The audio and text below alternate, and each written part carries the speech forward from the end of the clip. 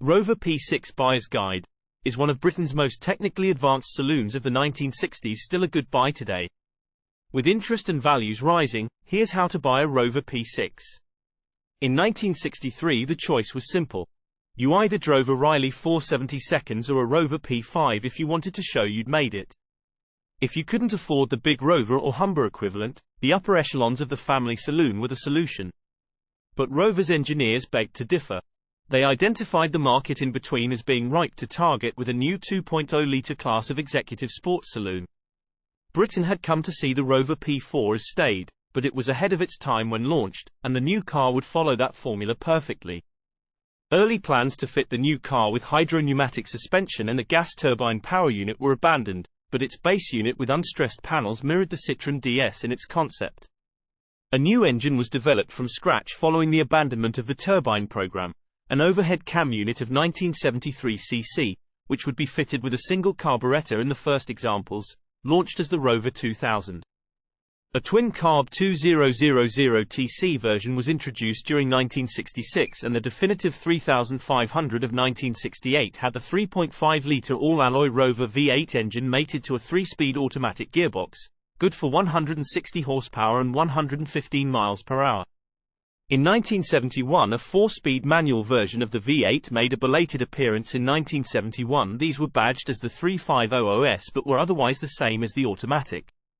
For 1973 the 4-cylinder engines grew to 2205 cc, making the 2202 200TC models. Production ended in 1976 with 77 3500 VIP cars, one for each UK Rover dealer, packing almost every option available with special paint and trim colours from the upcoming SD1. David Bache had penned a simple shape which was nonetheless up to the minute, and the beauty of the spaceframe concept was that if required Rover could perform outwardly comprehensive facelifts without changing the bare bones underneath. Modern materials made an appearance too, barring the first few. The wood trim was in truth Formica as used on all the best 1960s kitchen unit fascias. Despite one minor facelift in 1970, the overall shape proved so right it remained unchanged until production ceased in 1977 after a 14-year production run. A total of 322,302 P6s were built, and with its successor the SD1 being developed under Leyland ownership, using Triumph-based straight-six engines and being a technological step back in terms of its running gear led many to regard the P6 as the last true Rover product. Almost 60 years on from its introduction though, is the Rover P6 range still one of the best family classics you can buy. Bodywork. The bodywork of a Rover P6 can be deceptive owing to the way the car is built. It's not what's on top that matters, and the prettiest of cars can be hiding real horror stories underneath. The visible panels hang from a steel skeleton, meaning that what you see on top is irrelevant. Everything unbolts. So a pretty car that's like a lace doily is just as likely as a scruffy yet solid example.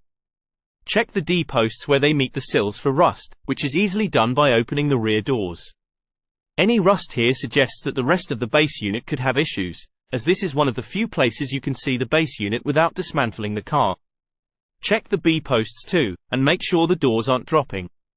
A standard P6 door should click shut with no effort, anything less indicates issues. While round the rear seat area, remove the bases, a sharp lift from the front, and pull the sound deadening back. Any rust under here or in the wells either side is bad news, and it's a known trouble spot. The front suspension is cranked against the bulkhead rather than acting against the inner wings, so rust in the bulkhead is a structural concern. Check this area very carefully, in the front arches and under the bonnet. If it's let go, walk away. There'll be other P6s and it's expensive to do properly. Repairs here cannot be cosmetic only, and there are enough good ones to make it a better bet to look elsewhere. If it's got the Continental kit with the spare wheel on the boot, check this out carefully, because many like the look but don't realize that there's more to it. There should be a cross brace under the boot lid skin to support the weight of the wheel. If not, you could have issues with panel damage. Engine and transmission. Neither the 4-pot nor the V8 is known for being an especially weak engine, though it's worth remembering a few pointers. The 4-cylinder can last 100,000 miles between rebuilds fairly easily. They can leak water from the engine side plates, which if ignored can lead to overheating issues. Exhaust manifold flanges on the single-carb cars can crack, the twin-carb cars had a different head and different manifolds. A ringing sound suggests the lower timing chain needs replacing, while a clatter can suggest the same for the upper timing chain. For the V8, check it's had oil changes every 3,000 miles and annual coolant changes. The coolant especially is key given it's an alloy engine, and it needs to have a good ratio of antifreeze in the coolant. We'd be looking for 50-50, as per the 4-pot.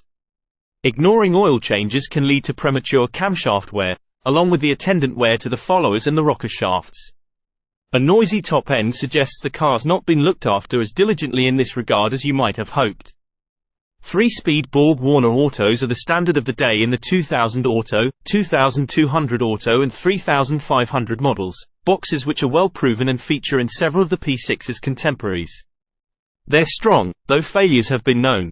There's a wealth of expertise in just about any automatic transmission specialist should you need it. The 4-speed manual alternatives all use the same gearbox, though uprated in the 350OS. Pleasant to use and not prone to early failure, regular fluid changes can help prolong their lives. Suspension, steering and brakes. The servo-assisted discs all round were excellent by the standards of the day, and the car should stop swiftly and pull up straight. However, the inboard rear brakes can often be neglected by home mechanics under the impression that they're complicated. Calipers can seize, resulting in little or no rear braking effort.